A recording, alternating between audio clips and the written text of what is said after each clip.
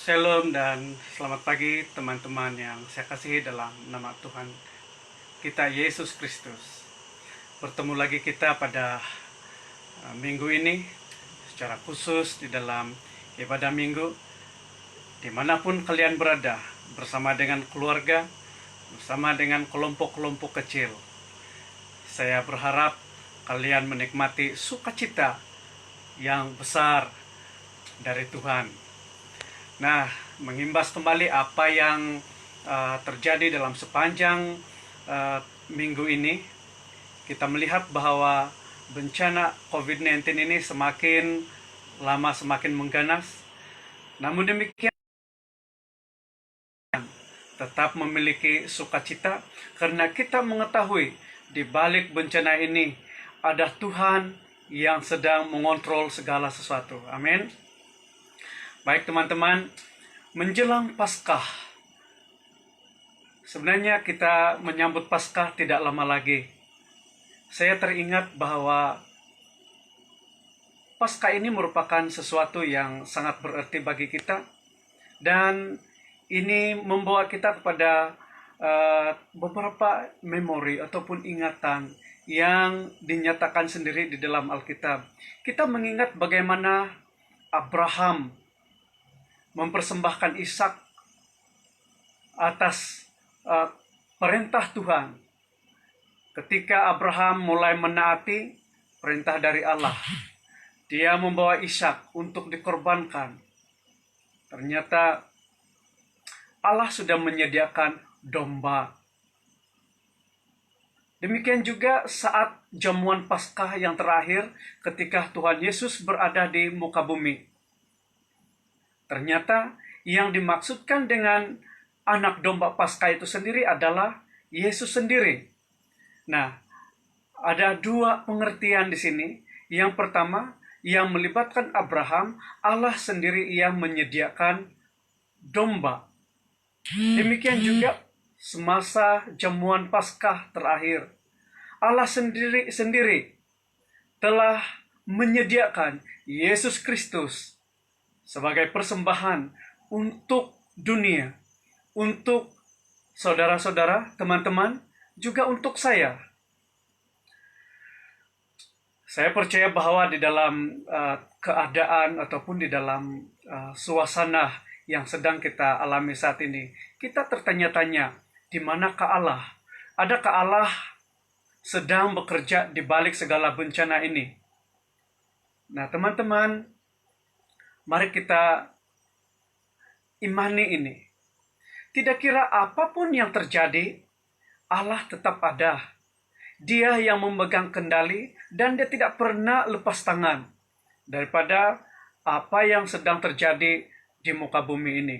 Nah, sekurang-kurangnya terdapat 3 jenis bencana yang terjadi di muka bumi ini.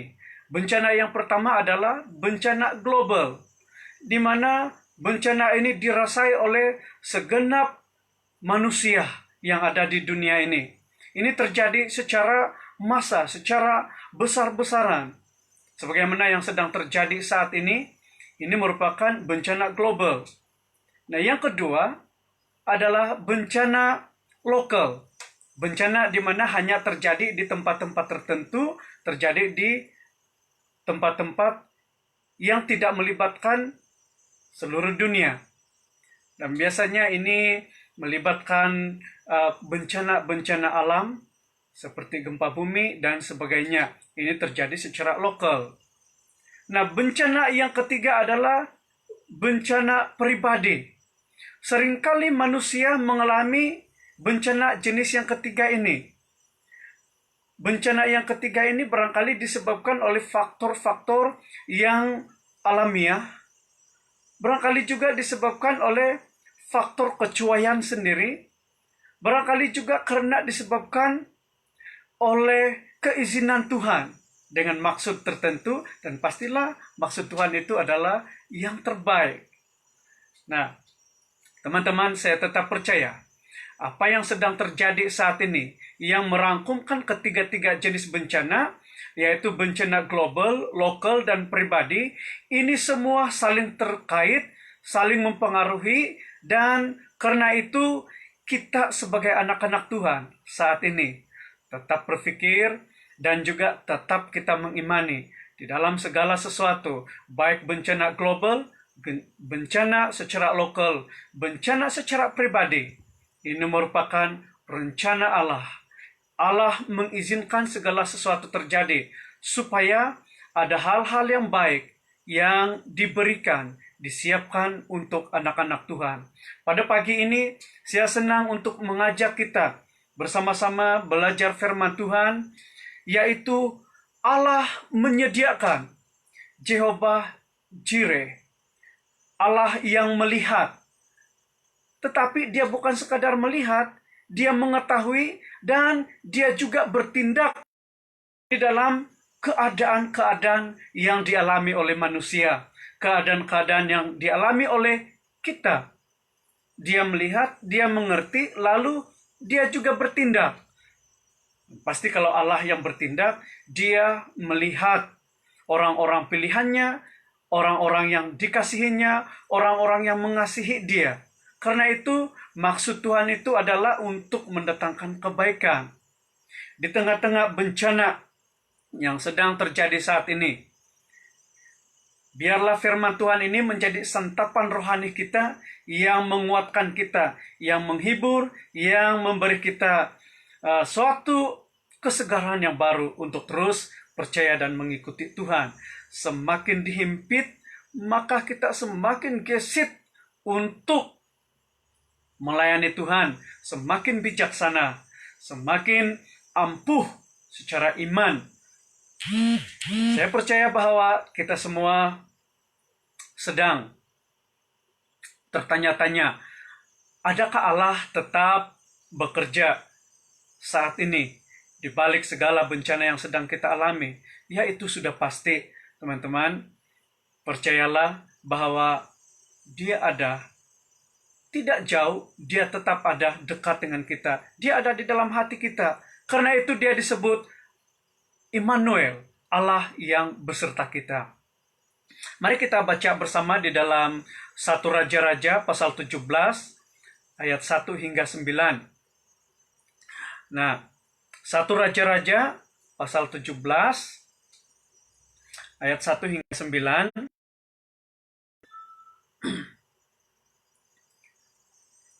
Kita baca bersama dan saya akan baca dengan suara yang kedengaran, ikuti pembacaan ini.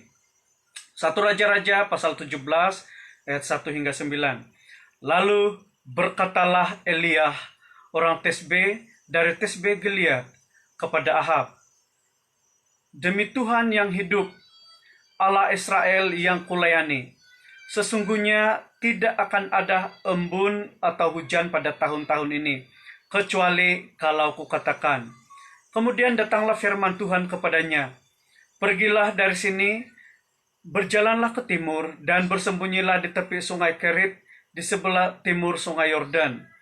Engkau dapat minum dari sungai itu, dan burung-burung gagak telah kuperintahkan untuk memberi makan engkau di sana. Lalu ia pergi dan ia melakukan seperti firman Tuhan. Ia pergi dan diam di tepi sungai Kerit, di sebelah timur sungai Yordan. Pada waktu pagi dan petang, burung-burung gagak membawa roti dan daging kepadanya, dan ia minum dari sungai itu. Tetapi sesudah beberapa waktu, sungai itu menjadi kering, sebab hujan tidak turun di negeri itu. Maka datanglah firman Tuhan kepada Elia, bersiaplah, pergi ke Sarfat yang termasuk wilayah Sidon, dan diamlah di sana. Ketahuilah aku telah memerintahkan seorang janda untuk memberi engkau makan. Kalau kita memperhatikan latar belakang dari teks ini dilatar belakangi oleh keadaan kerajaan Israel yang pada ketika itu sedang diperintah oleh Ahab. Ahab adalah seorang raja yang cekap dan berhasil secara politik. Dia adalah seorang pemerintah yang hebat. Negara Israel pada ketika itu menjadi sebuah negara yang sangat aman, menikmati kesejahteraan dan juga kemakmuran. hasil daripada hubungan diplomatik yang baik dengan negara-negara luar.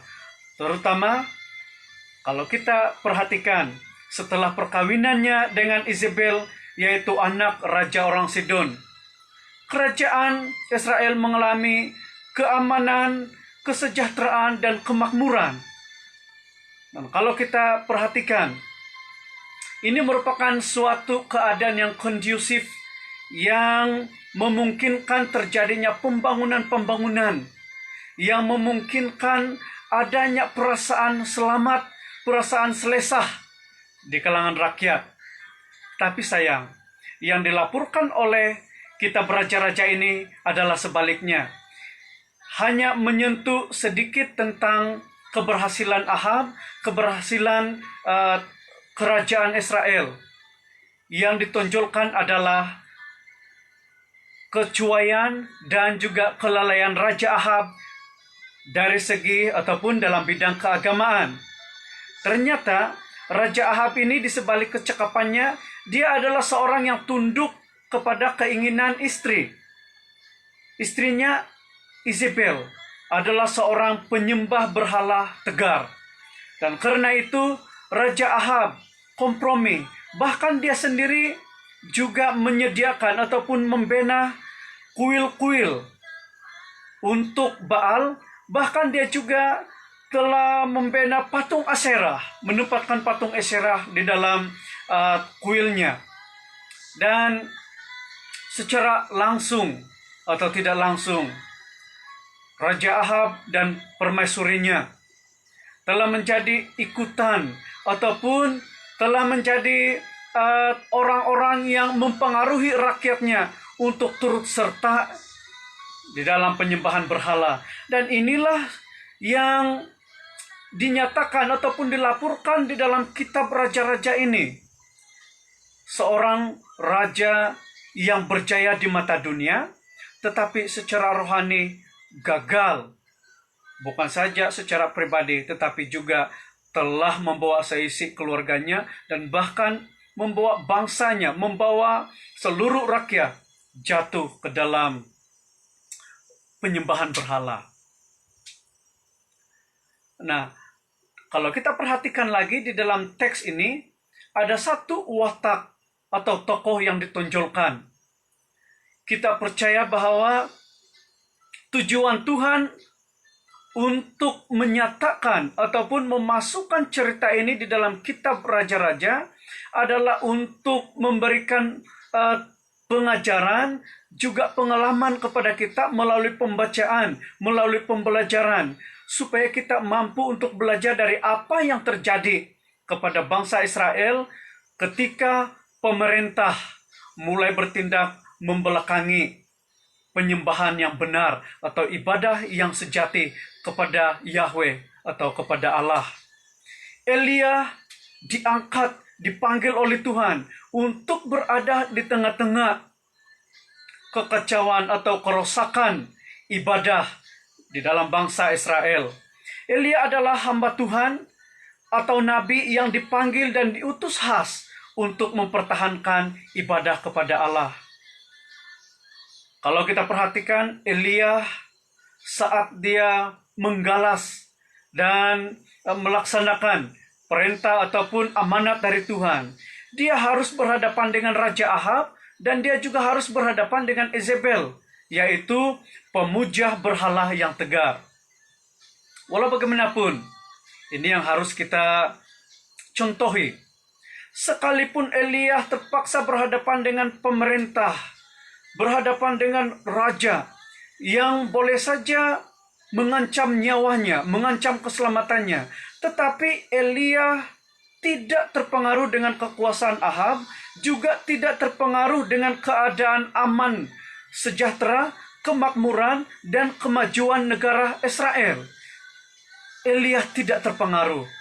Harap kita juga tidak terpengaruh dengan apa yang sedang terjadi di dunia ini. Kita melihat bahwa ada usaha-usaha untuk menangani COVID-19 yang sedang terjadi saat ini. Juga ada usaha untuk memikirkan apa yang harus dilakukan setelah pandemik ini berakhir, pastilah mereka berusaha untuk mempertahankan dan juga memajukan ekonomi, baik secara lokal juga secara global. Dan kita percaya bahwa ini adalah usaha yang baik, tetapi jangan kita terpengaruh dengan ini, karena yang paling penting itu adalah Allah yang memegang kendali. Kita percaya bahwa di sebalik apa yang terjadi ini juga tetap terkait dengan masalah-masalah dunia yang terkait dengan masalah-masalah dosa. Manusia sedang berusaha bersungguh-sungguh untuk menentang Allah. Manusia sedang berusaha untuk meniadahkan peraturan-peraturan, mulai memandang bahwa etika hidup itu adalah sesuatu yang relatif, terpulang kepada pribadi, terpulang kepada individu. Sesuatu yang benar belum tentu benar bagi orang lain. Hal yang kita anggap benar belum tentu benar ataupun merupakan kebenaran kepada orang lain.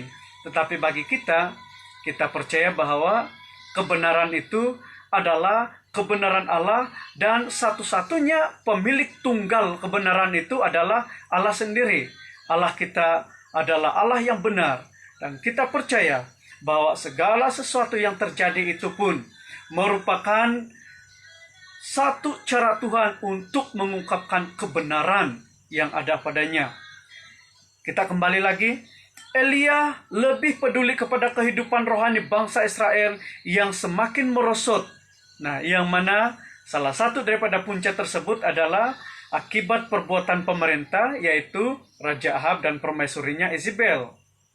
Akhirnya, teman-teman, melalui Elia, Allah memberi peringatan kepada Raja Ahab dan juga kepada seluruh bangsa Israel bahwa Allah akan menghukum bangsa Israel atau negara Israel. Allah akan mendatangkan bencana kemarau. Nah, teman-teman, bencana kemarau merupakan bencana yang sangat ditakuti pada ketika itu, karena ini melibatkan terjejasnya puncak ekonomi rakyat dan juga negara. Apabila kemarau berpanjangan terjadi, maka terjejaslah puncak ekonomi keseluruhan daripada negara. Dan kita percaya ini merupakan masalah yang besar. Kalau kita perhatikan di dalam Yakobus pasal 5 ayat 17, setelah Elia berdoa, akhirnya Allah memulai bencana kemarau. Dan demikian juga untuk mengakhiri bencana kemarau ini, Elia juga berdoa. Kita perhatikan betapa pentingnya kehidupan doa. Karena itu di dalam sepanjang tempo PKP ini, mari kita ambil waktu untuk hidup di dalam doa. Kita aktifkan mezbah doa kita, juga mezbah keluarga kita, mezbah doa keluarga kita. Nah, dalam sepanjang masa kemarau, Elia telah dikuarantin oleh Allah di dua tempat, yaitu yang pertama di tepi sungai Kerit, yang kedua di rumah janda di Sarfat. Apa tujuan Allah dengan bencana kemarau atas Israel? Sekurang-kurangnya ada 4. Tujuan Allah mendatangkan bencana kemarau atas Israel. Yang pertama, tujuannya adalah untuk memperingat tentang keberdosaan pemimpin.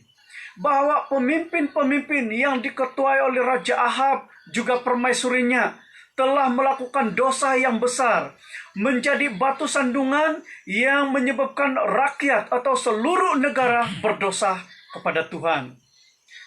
Tujuan yang kedua adalah memperingatkan tentang keberdosaan rakyat, bahwa seluruh rakyat telah berdosa, melakukan dosa secara kolektif. Sekalipun kalau kita perhatikan, ternyata ada 7.000 yang telah ditinggalkan oleh Tuhan, yang tidak menyembah berhala di tengah-tengah bangsa Israel. Tetapi secara kolektif, bangsa Israel ini telah jatuh ke dalam dosa penyembahan berhala. Ini adalah dosa yang sangat dibenci oleh Allah. Allah memperingatkan tentang keberdosaan rakyat, dosa-dosa kolektif. Yang ketiga, tujuan Allah mendatangkan bencana kemarau atas Israel adalah untuk memperingatkan tentang hukuman Allah yang pasti. Setiap dosa memiliki akibatnya. Dan akibat ini sangat-sangat dahsyat. Bahwa setiap dosa akan mendatangkan hukuman Allah. Baik kepada pribadi, baik kepada masyarakat, juga kepada dunia secara global. Ini berkait erat dengan sifat dosa itu sendiri. Kalau kita perhatikan, ketika Hawa sudah jatuh ke dalam dosa, maka tidak ada lagi keperluan ular berada di tempatnya. Dia sudah mengundurkan diri. Karena apa? Karena dosa itu sendiri atau sifat dosa itu sendiri sudah tersebar. Sehingga dosa itu sendiri mulai mengalir keturunan demi keturunan, bermula dari Adam dan Hawa di Taman Eden. Yang keempat, tujuan Allah dengan bencana kemarau atas Israel adalah untuk memperingatkan tentang perlunya pertobatan. Setelah sadar daripada dosa-dosa, sepatutnya kita memiliki suatu keinginan untuk benar-benar bertobat di hadapan Tuhan, bertobat daripada dosa-dosa kita. Barangkali dimulai dengan pribadi, kemudian di dalam keluarga, kemudian di dalam masyarakat, kemudian terjadi secara global, pertobatan terjadi. Dan ini saya percaya Allah sedang menuntut dunia supaya berpaling kepada Dia dan meninggalkan dosa-dosa, sadar daripada kesalahan-kesalahan atau dosa-dosa yang dilakukan secara kolektif. Nah, apakah yang dilakukan oleh Allah terhadap Elia, hambanya yang telah dipanggil untuk berhadapan dengan raja, untuk berhadapan dengan pemimpin? Adakah Allah sengaja mengirim Elia supaya dia berhadapan dengan ancaman maut, ancaman daripada Raja Ahab? Karena kita tahu sebagai seorang raja yang berkuasa, Ahab boleh saja menghukum Elia. Tetapi apa yang dilakukan oleh Allah? Setelah Elia menyampaikan nubuat dan berdoa kepada Tuhan supaya mulai bencana kemarau, Allah mengarahkan Elia bergerak ke tempat perlindungan, ke tempat Elia dikuarantin, yaitu Sungai Kerit, dan juga seterusnya ke rumah seorang janda di Sarfat. Apa yang dilakukan oleh Allah setelah Elia melakukan perintah ataupun melakukan apa yang diperintahkan oleh Allah kepadanya? Yang pertama, Allah menyediakan perlindungan kepada Elia. Allah telah menyediakan perlindungan secara jasmani. Juga Allah menyediakan perlindungan secara rohani kepada Elia. Di dalam sepanjang waktu 3,5 tahun, Elia terus-menerus dilindungi oleh Allah. Waktu berada di tepi sungai Kerit, dia dilindungi daripada binatang-binatang buas, dilindungi daripada ancaman musuh, karena dinyatakan bahwa orang-orang Ahab ini berusaha untuk mencari Elia di merata tempat, tetapi tidak ditemukan. Karena apa? Elia tidak ditemukan karena Allah sendiri yang sedang melindungi Elia. Yang kedua, apa yang dilakukan ataupun apa yang disediakan oleh Allah terhadap Elia? Allah menyediakan keperluan, baik keperluan secara jasmani, juga keperluan secara rohani. Allah menyediakan makanan untuk memenuhi keperluan jasmani Elia. Ketika berada di Sungai Kerit, ini merupakan sesuatu yang sangat ajaib. Allah mengirim burung-burung gagak pagi dan petang untuk menghantar roti dan daging kepada Elia. Dan ini berlanjutan sekian waktu. Pagi, petang, Elia mendapat makanan, mendapat daging, dan dia juga mendapat minuman daripada sungai yang sedang mengalir pada ketika itu. Tidak dapat saya bayangkan bagaimana seekor burung gagak diperintahkan untuk menghidupi Elia. Bagaimana burung gagak yang sebenarnya adalah burung pemakan sisa, pemakan sampah, telah diutus oleh Tuhan untuk memelihara kehidupan Elia. Nah, kita percaya bahwa di dalam keadaan-keadaan tertentu Allah sanggup untuk mengutus orang-orang tertentu, pihak-pihak tertentu. Allah juga mampu menggunakan pakai apa saja untuk mencukupi segala keperluan kita. Kalau benar-benar kita memerlukan, Allah tidak akan duduk diam. Dia siap, dia bersedia untuk menyediakan keperluan kita. Bahkan kalau tidak terlalu berlebihan, Allah sanggup menjadikan Gunung Kinabalu itu sebagai gunung emas semata-mata untuk mencukupi keperluan kita, anak-anaknya. Amin. Demikian juga tujuan Allah terhadap Elia. Bukan saja dia menyediakan perlindungan dan keperluan, tetapi Allah juga menyediakan kesehatan yang baik kepada Elia. Tujuannya adalah supaya Elia tetap terpelihara dalam sepanjang 3,5 tahun bencana kemarau. Allah memberikan kesehatan yang baik. Elia tidak pernah sakit. Bahkan orang-orang di sekeliling mulai merasa bahang daripada bencana kemarau.